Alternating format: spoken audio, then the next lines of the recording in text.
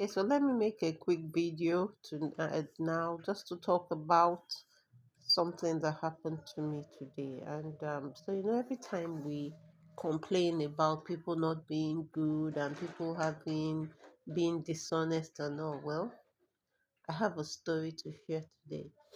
So, my daughter's birthday was yesterday, so one of the things that she had requested for was to spend at least 2 nights in a hotel. I was able to convince her. She wanted to go to IITA in Ibadan, but I managed to convince her to go to a hotel that was not as expensive. And so we spent a very enjoyable 2 days in Ibadan. So now we came back today. We took the train. Interesting things happened to me with the train. So forgive me, I'm actually grieving. My husband passed. In the middle of it, I was still forming strong woman and booking things, and of course, I was making mistakes. So for the train, I chose the evening train when I really wanted to do the morning train. And so I found out after I'd paid. And interestingly, NRC, they don't have a refund policy. So the money goes, and I picked business class. That one pained me. So I hope someone is going to look into that. And if people are making electronic payments, it should be easy. What people typically do is that if you made such a mistake and you said, I sent the email immediately, so it wasn't like the train had moved. I sent them messages, they just ignored.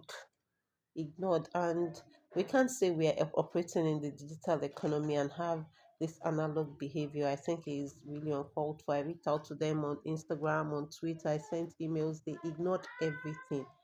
Come on, really, you guys are terrible. And they were like, I will forfeit the money. And I don't know, it's a terrible thing really. And while the train service is a great one, this terrible attitude is disgraceful.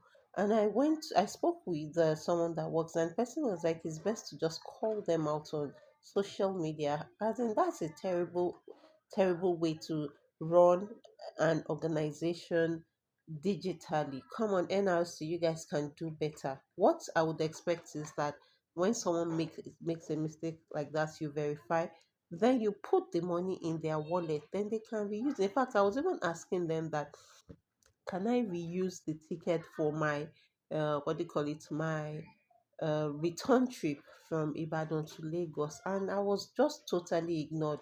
That's terrible of you, NRC. And I hope you get to watch this video and you look into the terrible and disgraceful way that you handle that error. So anyway, I made that error. I made an error even with my hotel booking, but the hotel they actually re they reimbursed me because by the time I told them my peculiar situation, I got a refund that really went a long way, and I was really happy with that. So imagine you just complicating someone's challenges with your unkindness, because that's what I take it to be. Anyway, so we got back, so we took an Uber back home. And so the guy had given me what I was sure was his OPay number. So he stepped out to go pick because he went to get the luggage we had in the what they call it, in the boot. And so I made the payment. So typically when I'm trying to make the payment, I usually ask the person that, oh, is this your name? But he wasn't there, and I was like, there's no real need to rush. And so people from home, they had come to greet me, so I was quite distracted, so I went ahead and paid. So when the driver came back into the car, I was like, "Oh, have you got the alert?" He was like, "No," and it's okay. Okay, doesn't waste time. So I read out the number I sent the money to, and he was like, "Ah, no, it's not me. I beg." So I had to pay him again, and immediately I reached out to the person that owned the account. Thank God for OPay that they use people's phone numbers to open the account, so it was easy to reach out to her. And so I shared the transaction notice with her. Took her a while to respond, so I didn't try to call her voice call. on WhatsApp. And so she was like, "Who is this?" And I explained what happened to her. And amazingly, she paid me back. I mean, I know it will sound like stereotyping, but I don't know if it is. She is a Muslim, and I've seen this kind of behavior more in Muslims than some other people of other faith. So, when I saw she was a Muslim, I kind of anticipated her actually returning the money. Unlike people whose faith I'm not going to talk about, who would come and say that they got miracle money. I just wanted to also talk about is that that one that you're calling miracle money is probably what someone else is crying for. It wasn't a lot of money really, but it made a lot of sense at the time because it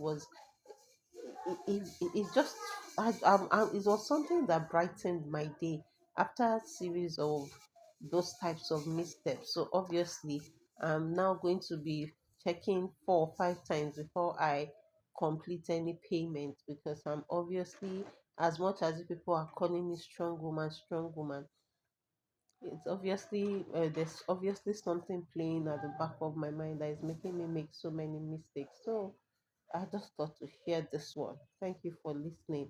And how's your day going?